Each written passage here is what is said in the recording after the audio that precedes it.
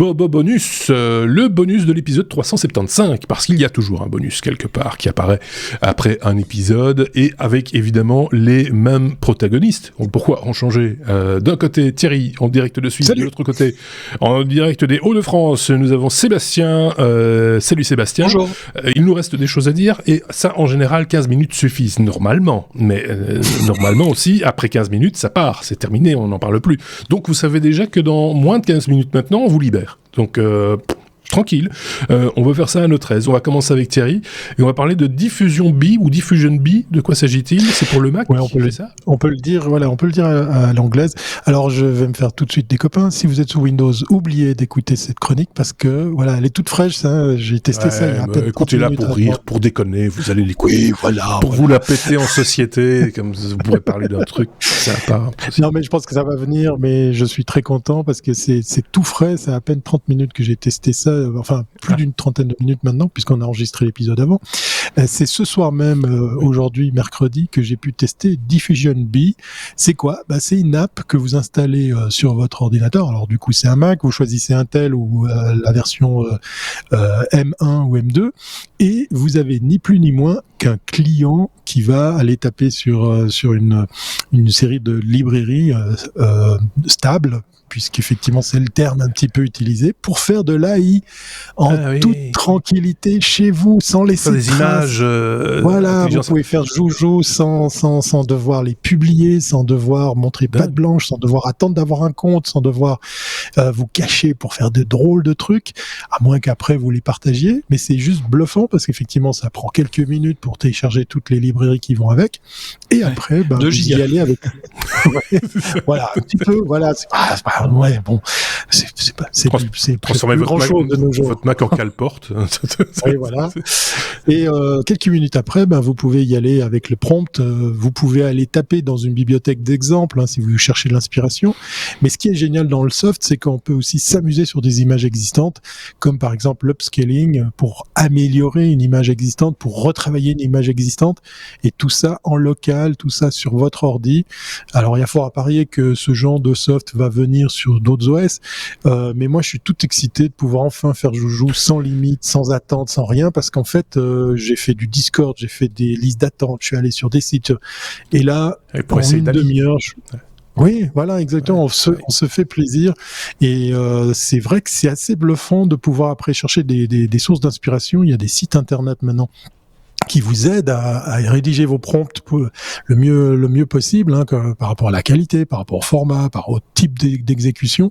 Et voilà, ça y est, vous êtes un artiste. Alors je chipote, je plaisante, mais c'est assez ludique. Ça vaut vraiment la peine. Jetez-vous sur cette app. En tout cas, moi Et creusez la question parce que je voyais dans la description que si vous aimez ça, il y a Liner AI, Liner.ai qui propose la même chose. Et là, par contre, je vois du Linux, de l'Apple et du Windows disponible. Donc, il y a peut-être moyen de trouver une solution qui pourrait aller aussi à des alternatives existantes, qui est Liner AI, qui fait du machine learning.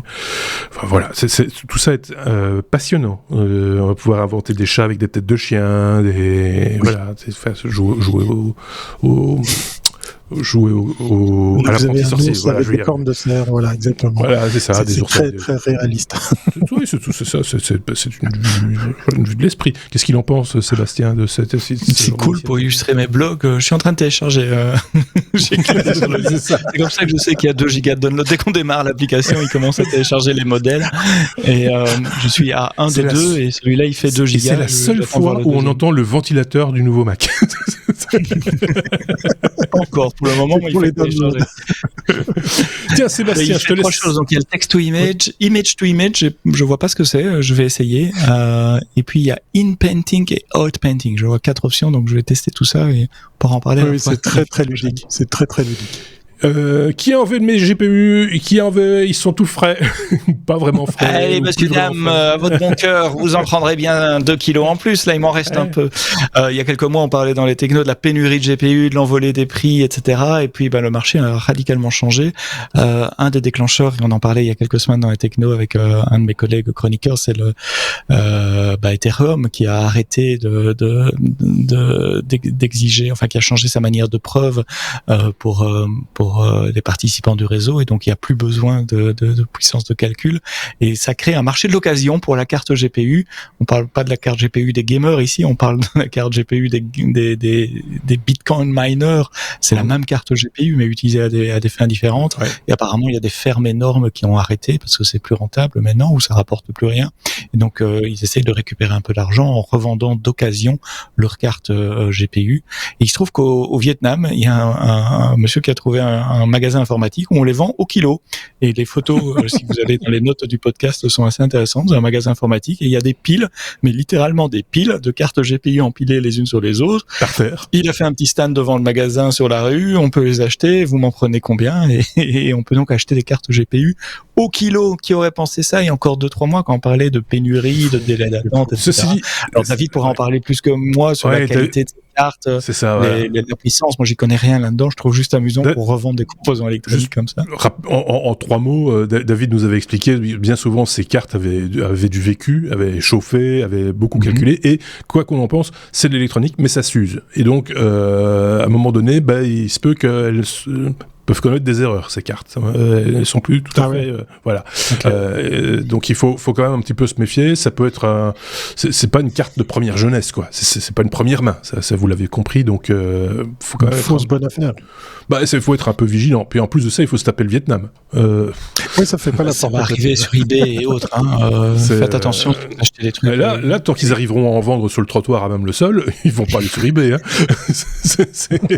Il faut être honnête. Il faut être malin aussi. Je veux dire, c'est sur eBay, tu perds des sous en plus. Donc, il y a le transport, machin, etc. Mais on dit... je pourrais acheter une palette. Oui, c'est ça.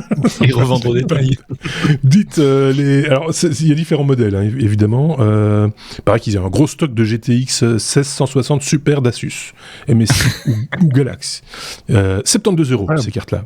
Et les RTX 3070 Ti, équivalent à 299 €. Ou encore des Asus RTX 2060 Dual Evo pour 98 €. Pas cher. C'est 10 fois moins cher que ce que ça coûte normalement. A priori, hein, donc voilà. Bon, allez, on passe à la suite. Thierry, on va parler de Venture S. De quoi s'agit-il ? Le Venture S, je l'ai enfin touché, je l'ai vu, je l'ai visité, je l'ai vu sous toutes les coutures. C'est le fameux modèle de chez Imer. Je vous en avais parlé il y a pratiquement presque 2 ans, j'ai envie de dire. On avait parlé de ce concept de chez Mercedes. Et oui, on est dans la van life. Voilà, on se refait pas. Voilà, on se refait pas. Encore et toujours. C'était de nouveau, si vous voulez en savoir plus, écoutez l'épisode, puisqu'on parle quand même un peu de van life dans l'épisode qui va avec ce bonus. C'était aussi à l'occasion du Swiss Caravan Salon. Imer se devait d'être là. Alors c'était pas forcément très wow effect, la présentation. J'avais plus l'impression d'embêter la dame qui nous permettait à tour de rôle de rentrer dans ce véhicule. Le fameux Venture S qui avait été présenté comme un espèce de concept de la van life. Eh bien, en fait, il a vu le jour. Alors, il n'a pas vu le jour que pour Berne. On l'a vu à Düsseldorf, on l'a vu aussi au VDL à Paris. Mais il est venu avec cette innovation de ce fameux toit relevable. Moi, j'étais pas persuadé parce que les lits qui sont au-dessus du véhicule, sous un toit relevable, c'est généralement du tissu, donc autant dire l'hiver, vous les caillez. Mais là, non, c'est pas du tissu. C'est carrément une paroi quasiment de 10 cm d'épaisseur qui se gonfle. C'est assez bluffant. Ouais. Et le meilleur isolant thermique, c'est l'air. Et c'est solide, c'est super dur, c'est incroyable. Le matériau, une fois érigé, le toit, en fait, une fois en place, eh bien, on dit que ça peut résister à un vent de 100 km/h tellement c'est solide. On le trouve d'ailleurs chez un autre constructeur. Il y a nos copains de je sais plus leur chaîne, mais ça va me revenir. des passionnés de van life qui vendent du fourgon à Cyril à longueur d'année. Cyril et Eddy, voilà, exactement, qui ont oublié de mettre que cette innovation, eh bien, elle existe aussi chez Hymer. Alors, je sais pas qui a commencé et quand. Enfin, quoi qu'il en soit, ce véhicule propose un habitacle juste bluffant. Alors, on va pas faire l'épisode là-dessus parce que c'est un bonus, mais juste une prouesse technique, moi, qui m'a bluffé, c'est que à l'arrière, vous avez une terrasse. Donc, il y a un rabat qui descend et vous pouvez marcher dessus, mais il n'y a pas de chaîne pour le tenir. Hein. C'est tellement solide, énorme, voilà, et ça tient debout. Exactement. Et pire encore, dessous ce rabat, dessous ce porte-à-faux, il y avait une fixation à vélo. Donc vous pouvez avoir la fixation et les vélos. Vous pouvez marcher dessus. Vous avez une terrasse. Vous avez un salon qui donne sur l'extérieur. C'est juste superbe. Alors, le prix aussi est superbe. On avoisine les 250 000 € quand même pour l'objet, qui dépasse les 3,5 tonnes. Alors, je sais pas comment ils vont faire, puisque le véhicule déjà tout seul, lui-même, comme ça, tel quel, superbement bien équipé, dépasse les fameuses 3,5 tonnes. Et il est bien plus long qu'un 6 mètres. Oui, voilà. Donc il faut un poids lourd. C'est beau, mais c'est cher. Mais c'est beau. Mais c'est beau. Mais c'est cher. Voilà, on va pas en faire non plus des louches, mais ceci dit, on avait parlé de ce machin-là. Moi, je me rappelle, c'était encore en image de synthèse à ce moment-là. Oui. On avait dit, waouh, c'est super, machin, mais jamais ils le feront, ça va être trop cher, etc. Et ils l'ont fait, mais c'est cher. Et on avait raison de dire que c'était cher. Bon, allez, on termine ce bonus, Seb, en parlant de McDonald's. Ouais, oui, c'est toi qui as trouvé la... Parce que après la van life c'est bien, mais il faut se remplir le ventre, et rien de tel qu'un bon steak de rat. En écoutant l'épisode de la semaine passée où on parlait de four solaire, l'épisode qui est sorti vendredi passé. On vous renvoie au 375. Oui. Exactement. Ça m'a donné faim. Non, c'est toi qui as trouvé la news, Marc, aujourd'hui, et qui l'a rapporté. Ça m'a donné un peu la nausée, je dois avouer, quand j'ai lu cette news-là. C'est McDonald's qui a lancé le concept de la chaise de jeu, la chaise de gamer, avec un petit emplacement pour mettre son hamburger, un petit emplacement pour tenir sa boisson, un emplacement pour les sauces, évidemment, et le tout dans une matière spéciale anti-tache de doigts, anti-trace de graisse sur le revêtement de la chaise. Alors, je pensais à une blague, et c'est quasiment une blague. C'est pas une blague, c'est une campagne de marketing, en fait.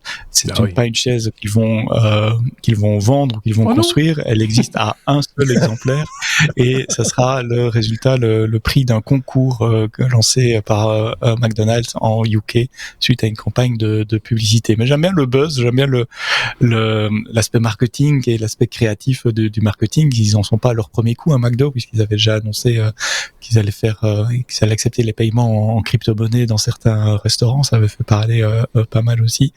Et là, le concept de la chaise ergonomique anti-trace de doigts grasse, et qui est capable de tenir au chaud votre hamburger et ses sauces dans des petits emplacements spécifiques pendant qu'on joue. J'imagine la scène. Je sais pas pourquoi, j'imagine quelqu'un un peu en surpoids, installé à la Wall-E, un peu en face de son truc. Oui, c'est ça. Alors, elle est jaune et noire, cette chaise. Et j'ai l'impression que ça pourrait être aussi une chaise de garagiste, tu vois. La chaise sur laquelle il se pose quand il a fini de faire l'entretien de ta voiture, il va se poser dessus pour manger ses frites et son... Tu vois, ça fait un peu penser à ça. Je sais pas, ça irait bien avec certaines caisses à outils jaune et noir. Enfin, je sais pas, c'est l'image que ça me renvoie. Un truc de camionneur, avec tout le respect que j'ai pour les camionneurs. D'ailleurs, je pense qu'un camionneur rend mieux que ça. Écoute, après les Van Lifers.